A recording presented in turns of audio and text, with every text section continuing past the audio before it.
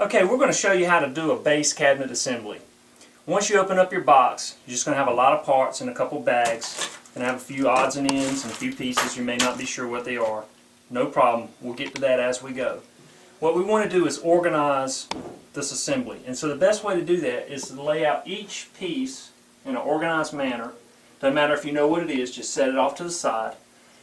Clear your work surface. Have a good table to work on. Something that you're comfortable, you want it protected, because our most sensitive part of the cabinet is the face and the frame and the drawer, and so we don't want to scratch or damage it. So we lay it down gently, and we're going to start from here. I'm going to point out a couple things. The millwork has already been completed, and you see where it's been cut out on the base cabinet, on the sides, and one on the bottom. So we're going to start with our left or right side, it doesn't matter.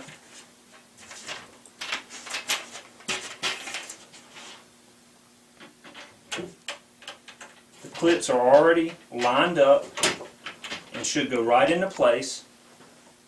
Make sure your plywood lays in the joint that has been cut out and just set it there. We don't want to tighten up anything yet because we've got to do some wiggling and moving.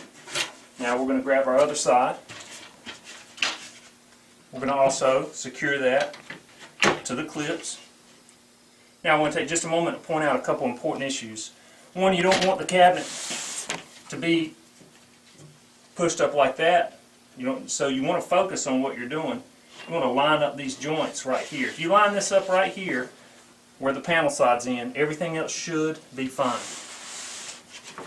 So at this point, I'm ready to go ahead and tighten up these screws and get ready to assemble. So open up my bag of screws, place them somewhere where they won't fall onto the floor. You're going to use these little pan head screws. They work really good. There's a hole inside the clip. Hold it straight as you can and just snug it up. Just snug, don't hold it until it strips out. Then we'll do the other side.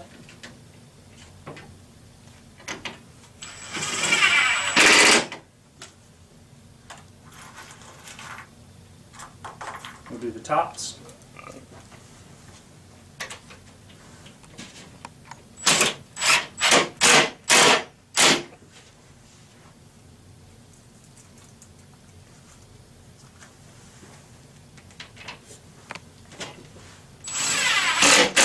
Now I want to take just a moment to point out something. Once in a while you may see a clip, it may not be lined up just right. If so, just back the screws out, readjust it, and refasten it. It's not a big issue at all. At this point you go back, snug up all the left and right screws, and you're going to feel this unit start to get really tight.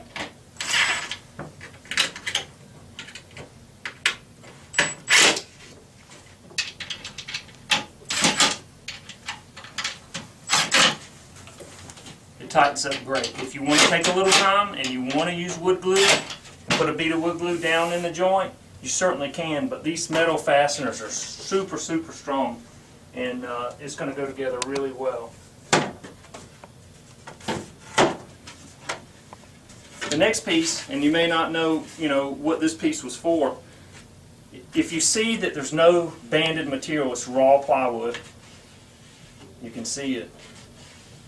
You know this is not a shelf or anything like that. So it's got a finished bottom. So if you open your cabinet and you look, you want to see a nice finished material, not unfinished. So make sure you put it in the right way. At that point, you slide it right inside the pre-milled joints, and you can see where that bottom is ready to go. It's important though to make sure that it sits all the way flush with the channel that's been cut out. Sometimes plywood's not completely straight, and you want to make sure if you need to take it and push it, make sure it's all the way flush. It's important because if not, the back is not going to fit correctly. At this point, it's time for the back.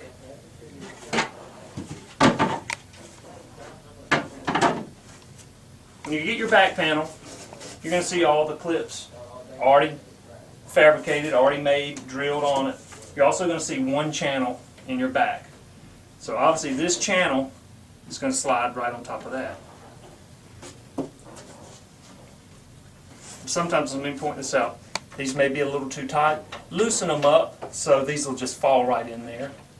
In fact, let's go ahead and do that now just to be on the safe side. Just take a moment, just loosen them just a little bit. It just gives you a little more room to work.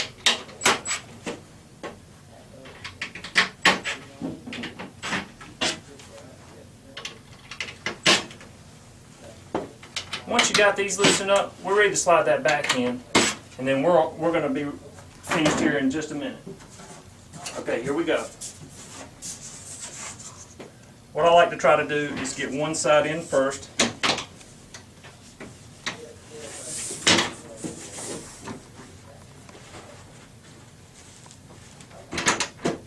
And I just set it in there, and I come around to the other side, start at the back, walk around to the front, push it in there.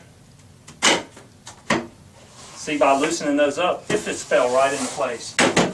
You don't have to beat it, you don't need a hammer, you don't need to force anything. At this point, it's snugged up. So we can go ahead and start tightening it up, and we're going to get this cabinet ready to stand up and take our next step.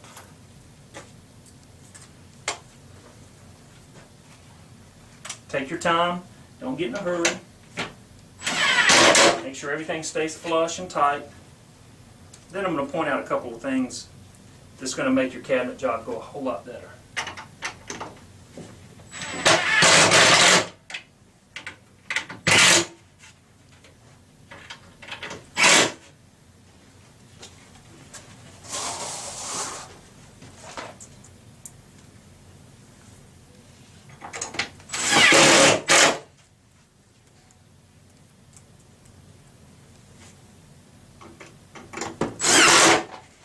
In fact, it may be easier to stand the cabinet up and work with it that way. So if you wanted to stand the cabinet up,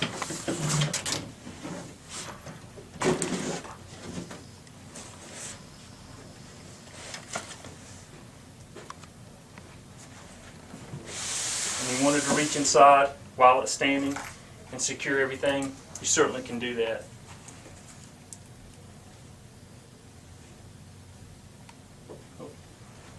Already got those in. Right around here to the back. You may even, at this point, want to set it on the floor so it's a little bit easier.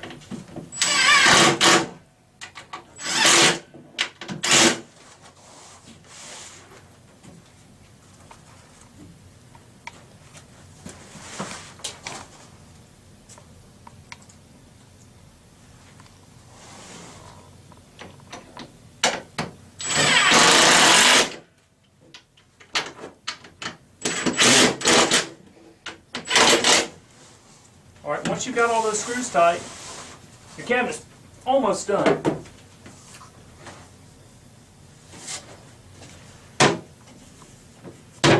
Now I'm going to point out a couple things here. I'm going to lay this cabinet back on its back so I can show you something. Alright, this is where the toe kick goes. It's going to come with a factory piece of toe kick. It's already finished and smooth on each side. And so if this cabinet sat by itself in the middle of your floor, you simply would install this, lock it into place, set your screws, and it's done.